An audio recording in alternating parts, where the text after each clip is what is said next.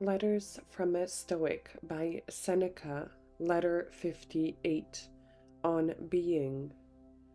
How scant of words our language is, nay, how poverty stricken, I have not fully understood until today.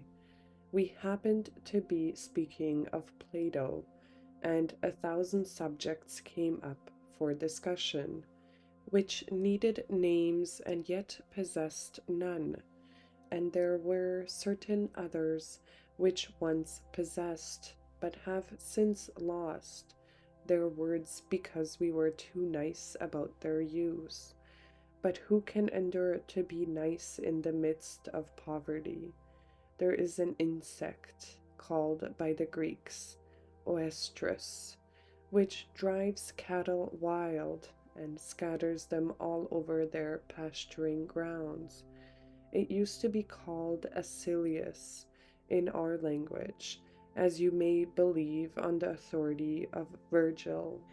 Near Salaris groves and eke Alburnus shades of green-clad oak trees flits an insect named Acilus by the Romans. In the Greek, the word is rendered oestrus. With a rough and strident sound it buzzes and drives wild the terror-stricken herds throughout the woods, by which I infer that the word has gone out of use, and, not to keep you waiting too long, there were certain uncompounded words current, like sereni fero inter se, and will be proved again by Virgil. Great heroes, born in various lands, had come to settle matters mutually with the sword. This settling matters we now express by discernere. The plain word has become obsolete. The ancients used to say iuso instead of iusero in conditional clauses. You need not take my word, but you may turn again to Virgil. The other soldiers shall conduct the fight with me where I shall bid. It is not in my purpose to show by this array of examples how much time I have wasted on the study of language. I merely wish you to understand how many words there were current in the works of Aeneas and Achaeus have become mouldy with age, while even in the case of Virgil, whose works are explored daily, some of his words have been flinched away from us. You will say, I suppose, what is the purpose and meaning of this preamble? I shall not keep you in the dark. I desire, if possible, to say the word essentia to you and obtain favorable hearing. If I cannot do this, I shall risk it even though it put you out of humor. I have Cicero as authority for the use of this word, and I regard him as a powerful authority. If you desire testimony of a later date, I shall cite Fabianus, careful of speech, cultivated, and so polished in style that he will suit even our nice tastes. For what can we do, my dear Lucilius? How otherwise can we find a word for that which the Greeks called oia, something that is the natural substantium of everything? I beg you accordingly to allow me to use this word essentia. I shall nevertheless take pains to exercise the privilege which you have granted me with as sparing a hand as possible. Perhaps I shall be content with the mere right.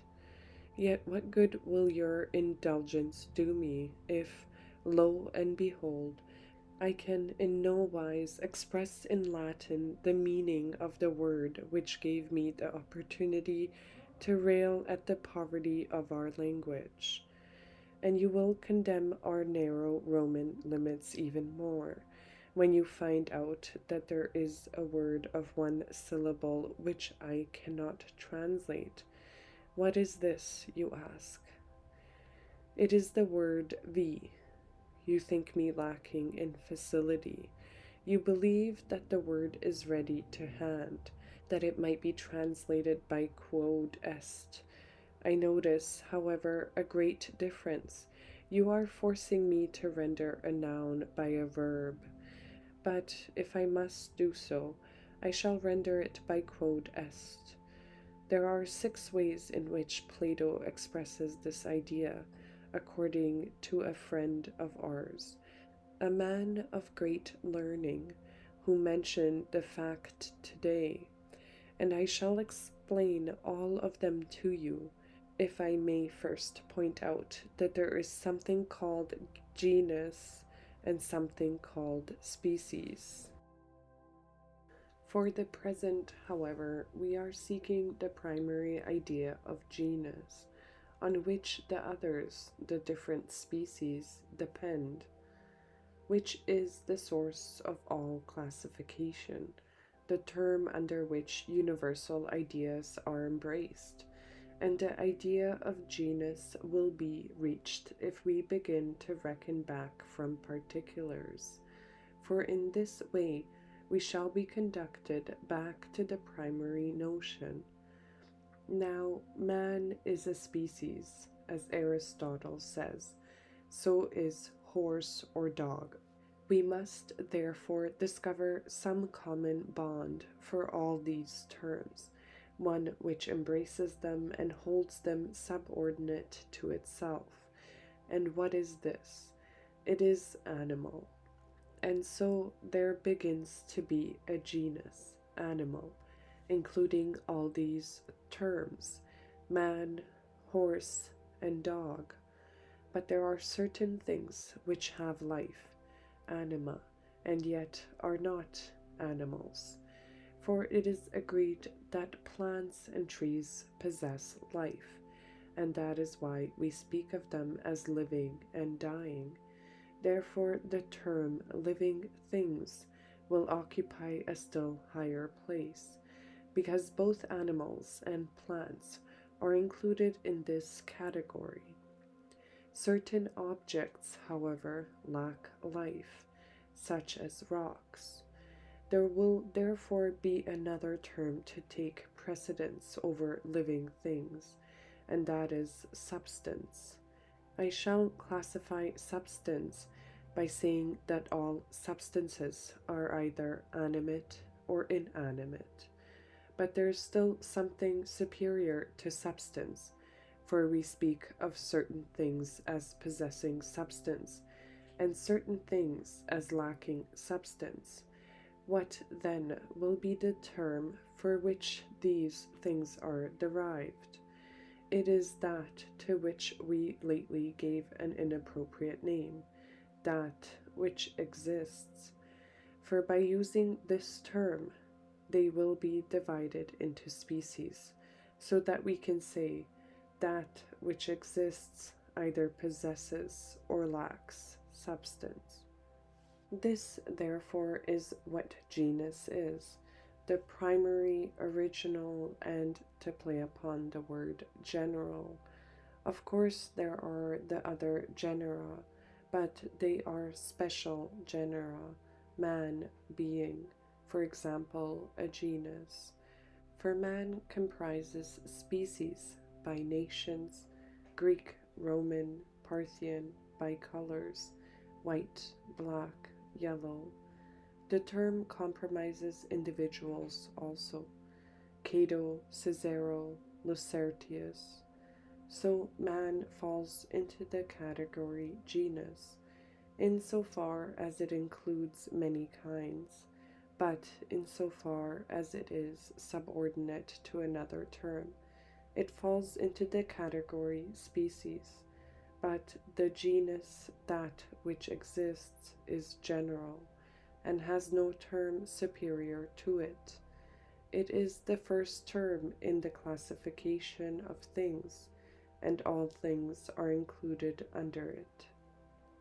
The Stoics would set ahead of this still another genus, even more primary, concerning which I shall immediately speak, after proving that the genus which has been discussed above has rightly been placed first, being, as it is, capable of including everything. I therefore distribute that which exists into these two species, things with and things without substance. There is no third class. And how do I distribute substance? By saying that is either animate or inanimate. And how do I distribute the animate? By saying certain things have mind, while others have only life. Or the idea may be expressed as follows: certain things have the power of movement, of progress, of change of position, while others are rooted in the ground. They are fed, and they grow only through their roots. Again, into what species do I divide animals? They are either perishable or imperishable. Certain of the Stoics regard the primary genus as the something. I shall add the reasons they give for their belief. They say, in the order of nature, some things exist, and other things do not exist. And even the things that do not exist are really part of the order of nature. What these are will readily occur to the mind. For example, censures, giants, and all other figments of unsound reasoning, which have begun to have a definite shape, although they have no bodily consistency. But I now return to the subject which I promised to discuss for you, namely, how it is that Plato divides all existing things in 6 different ways. The first class of that which exists cannot be grasped by the sight or by the touch or by any of the senses, but it can be grasped by the thought. Any generic conception, such as the generic idea man, does not come within the range of the eyes, but man in particular does, as for example Cicero, Cato. The term animal is not seen, it is grasped by the thought alone. A particular animal, however, is seen, for example, a horse, a dog. The second class of things which exist, according to Plato, is that which is prominent and stands out above everything else. This, he says, exists in a preeminent degree. The word poet is used indiscriminately, for this term is applied to all writers of verse. But among the Greeks, it has come to be the distinguished mark of a single individual. You know that Homer is meant when you hear men say the poet. What, then, is the preeminent being? God, surely, one who is greater and more powerful than anyone else. The third class is made up of those things which exist in the proper sense of the term. They are countless in number, but are situated beyond our sight. What are these, you ask? They are Plato's own furniture, so to speak. He calls them ideas, and from them all visible things are created, and according to their pattern all things are fashioned. They are immortal, unchangeable, inviolable, and this idea, or rather Plato's conception of it, is as follows. The idea is the everlasting pattern of those things which are created by nature. I shall explain this definition in order to set the subject before you in a clear light. Suppose that I wish to make a likeness of you. I possess in your own person the pattern of this picture. wherefrom my mind receives a certain outline, which it is to embody in its own handiwork. That outward appearance, then, which gives me instruction and guidance, this pattern for me to imitate, is the idea. Such patterns, therefore, nature possesses in infinite number, of men, fish, trees, according to whose model everything that nature has to create is worked out. In the fourth place, we shall put form, and if you would know what form means, you must pay close attention, calling Plato and not me to account for the difficulty of the subject. However, we cannot make fine distinctions without encountering difficulties. A moment ago, I made use of the artist as an illustration. When the artist desired to reproduce Virgil in colors, he would gaze upon Virgil himself. The idea was Virgil's outward appearance, and this was the pattern of the intended work. That which the artist draws from this idea and has embodied in his own work is the form. Do you ask me where the difference lies? The former is the pattern, while the latter is the shape taken from the pattern and embodied in the work. Our artist follows the one, but the other he creates. A statue has a certain external appearance. This external appearance of the statue is the form, and the pattern itself has a certain external appearance, by gazing upon which the sculptor has fashioned his statue. This is the idea. If you desire a further distinction, I will say that the form is in the artist's work, the idea outside his work, and not only outside it, but prior to it.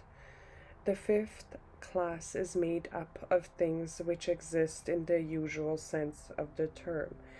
These things are the first that have to do with us.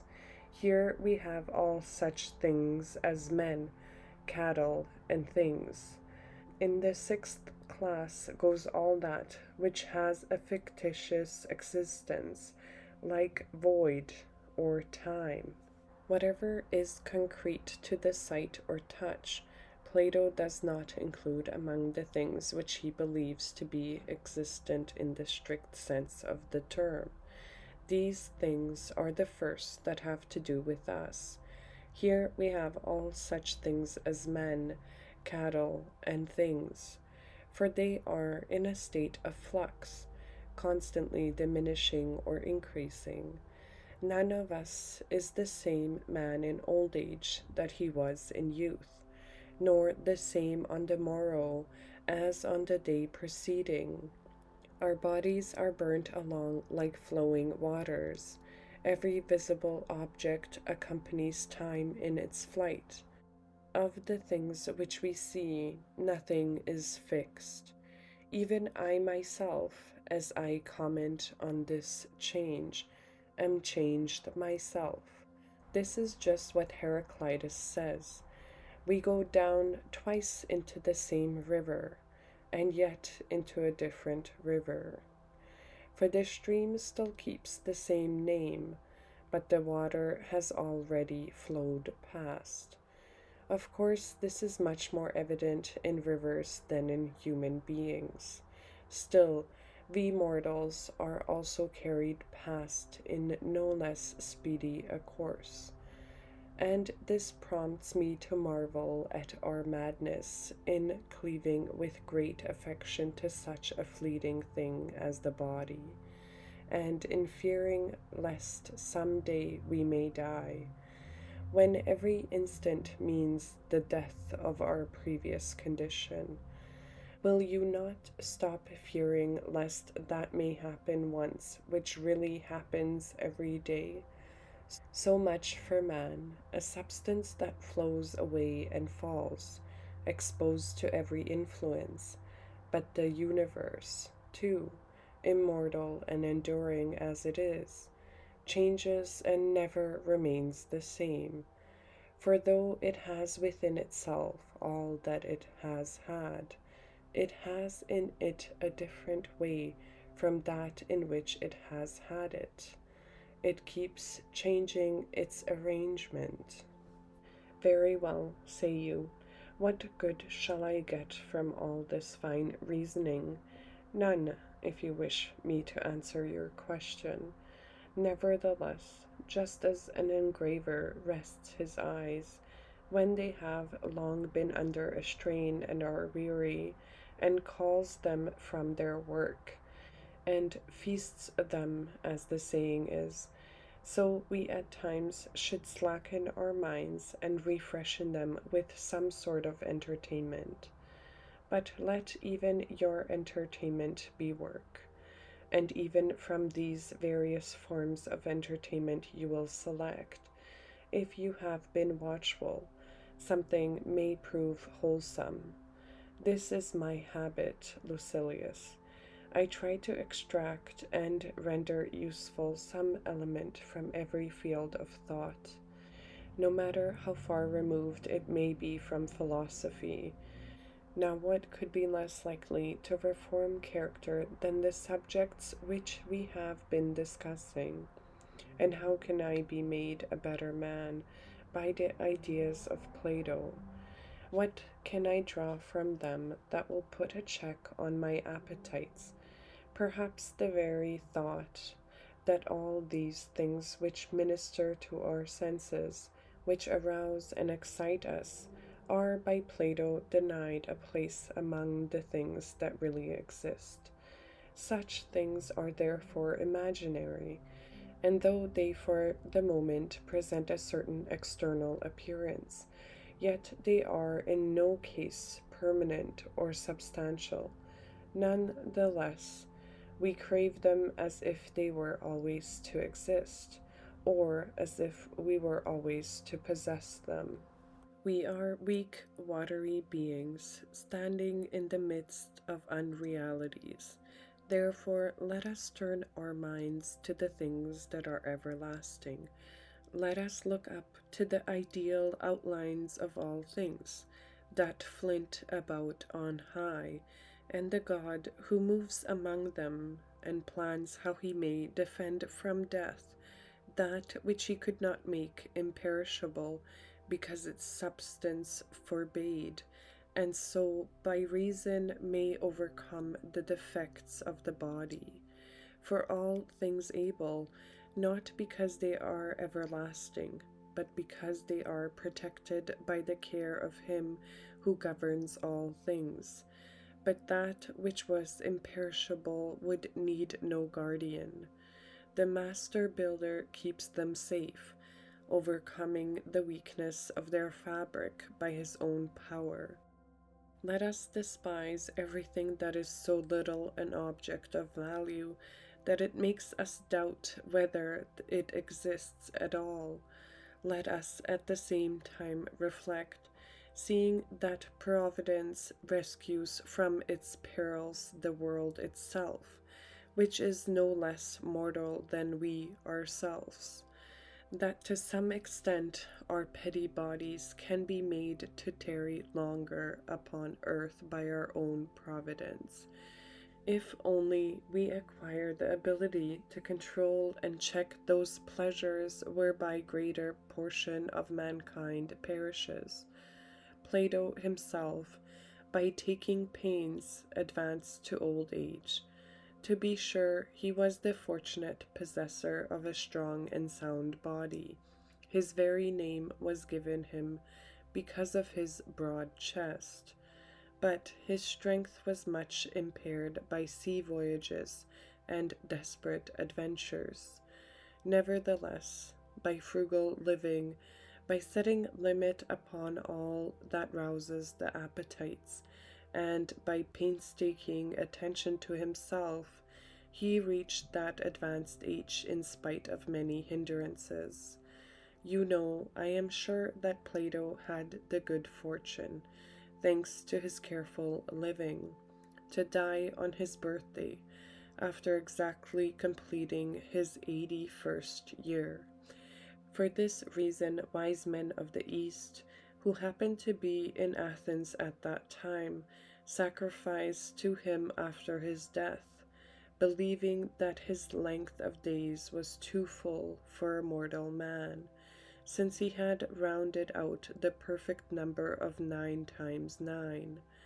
I do not doubt that he would have been quite willing to forego a few days from this total, as well as the sacrifice. Frugal living can bring one to old age, and to my mind, old age is not to be refused any more than it is to be craved. There is a pleasure in being in one's own company as long as possible, when a man has made himself worth enjoying. The question, therefore, on which we have to record our judgment is whether one should shrink from extreme old age and should hasten to end artificially instead of waiting for it to come.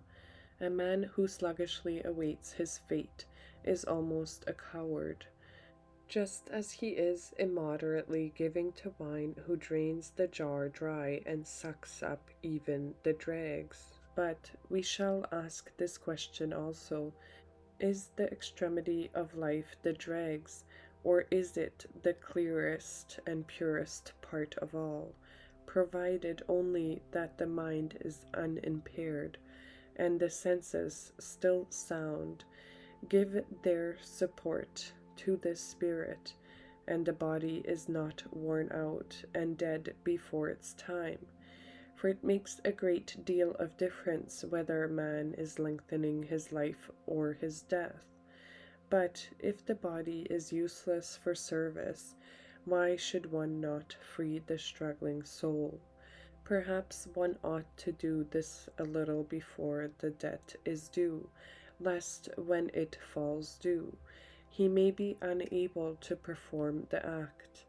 And since the danger of living in wretchedness is greater than the danger of dying soon, he is a fool who refuses to stake a little time and win a hazard of great gain.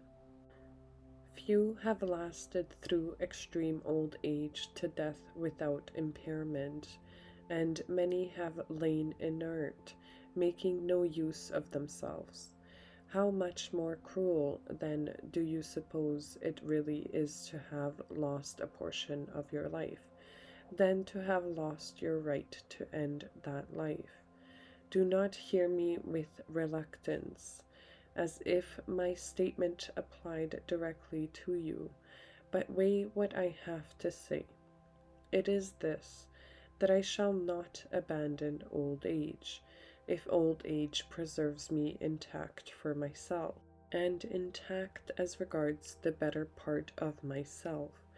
But if old age begins to shatter my mind, and to pull its various faculties to pieces, if it leaves me not life, but only the breath of life, I shall rush out of a house that is crumbling and tottering. I shall not avoid illness by seeking death, as long as the illness is curable and does not impede my soul. I shall not lay violent hands upon myself just because I am in pain, for death under such circumstances is defeat. But if I find out that the pain must always be endured, I shall depart, not because of the pain, but because it will be a hindrance to me as regards all my reasons for living. He who dies just because he is in pain is a weakling, a coward, but he who lives merely to brave out this pain is a fool. But I am running on too long, and besides, there is a matter here to fill a day, and how can a man end his life if he cannot end a letter? So farewell. This last word you will read with great pleasure than all my deadly talk about death. Farewell.